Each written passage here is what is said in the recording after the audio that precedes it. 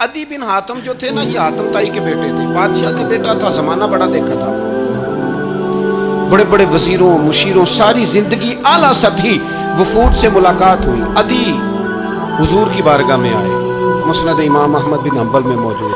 तो इस्लाम पर अभी गुर्बत का दौर था, चंद लोग मुसलमान हुए थे। नबी पाक अलैहिस्सलाम ने फरमाया अदी कलमा पढ़ लो। तो अदी कहने लगे मैं तो पहले ही एक दीन का मानने वाला हूँ। हुजूर फरमाने लगे जिस दीन के तुम मानने वाले हो उस दीन को मैं तुमसे ज्यादा जानता हूँ। हुजूर फरमाने लगे जिस दीन के तुम मानने वाले हो उसमें क्या ये लिखा है कि मालिक गनीमत का चौथा हिस्सा खा जाओ? कहने लगे नहीं। तो फरमाया खा क्यों जाते हो?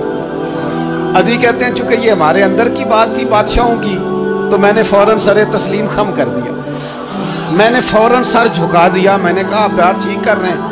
हुजूर फरमाने लगे अब अगली बात भी करूं या रसूलुल्लाह फरमाइए। फरमाया पता है तुम दीन क्यों नहीं कबूल कर रहे? ये भी मुझे पता है। या रसूलुल्लाह क्यों?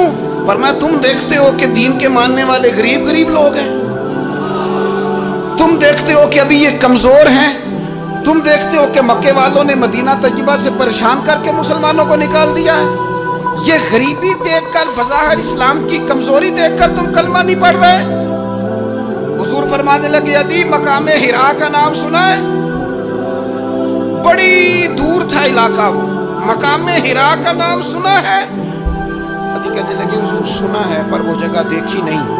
महबूब फरमाने लगे सुन, मैं वो वक्त लेके आऊंगा, मेरा दीन इस तरह नाफिज होगा कि एक औरत मकामे हिरा से ऊंटनी पे अकेली बैठेगी और अकेली आएगी और आके बैतुल्लाह का तवाफ करेगी, सिवाय उसे अल्लाह के किसी का खौफ नहीं होगा, रब के अलावा किसी से नहीं डरेगी। ये दौर आएगा। तू देख रहा है कि सिर्फ मक्के पे हुकूमत नहीं दुनिया पे मुसलमान छा जाएंगे। और हुजूर फरमाने लगे किसरा का नाम सुना है? का हुजूर वो तो बाजार इस वक्त बड़ा तगड़ा बादशाह है। फरमाया उसके इलाके भी फतह होंगे, वो खजाने मुसलमानों के पास आएंगे।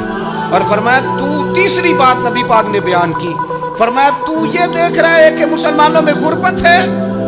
फरमाया आदि एक वक्त आएगा लोग देने के लिए निकलेंगे पर उन्हें लेने वाला कोई नहीं मिलेगा। एक वक्त आएगा लोग देने निकलेंगे, लेने कोई नहीं आएगा। अदी कहते हैं कि मैं रसूल करीम का कलमा पढ़ के मुसलमान हो गया। अब फिर ज्यादा दौर नहीं गुजरा, अदी रोया करते थे, हातम ताई के बेटे अदी रोया करते थे और रो के बताया करते थे लोगों वो जो हुजूर ने फरमाया था ना बीबी हिरा से चलेगी और तवाफ करेगी, वो बीबी मैंने अपनी आंखों से आती देखी। मैंने उस तन्हा औरत को हुजूर सैयद आलम की पेशन गोई के मुताबिक बैतुल्लाह का तवाफ करते देखा, उसे सिवाय अल्लाह के किसी का डर नहीं था। और अदी कहने लगे वो जो हुजूर ने फरमाया था ना कि किसरा के खजाने फतह होंगे, फरमाया वो जब फतह हो रही थी तो मैं खुद उस जंग में शरीक था, मुझे अल्लाह ने मौका दिया, मैं मुजाहिदों में शामिल था। और फरमाने लगे तीसरी पेशन गोई रह गई है, मुझे उम्मीद है वो भी पूरी होगी। हजरत उमर बिन अब्दुल अजीज के जमाने में आके वो दौर भी आया कि लोग ज़कात देने निकलते थे, लेने वाला कोई नहीं मिलता था। लोग किसी को गरीब समझ के सदका देने लगते थे, वो कहता था भाई ले जा, मैं तो रात खुद दे के आया हूँ। लोग देने निकलते थे, लेने वाला कोई नहीं। इस्लाम की फितरत में कुदरत ने लचक दी है, उतना ही ये उभरेगा जितना के दबा दोगे।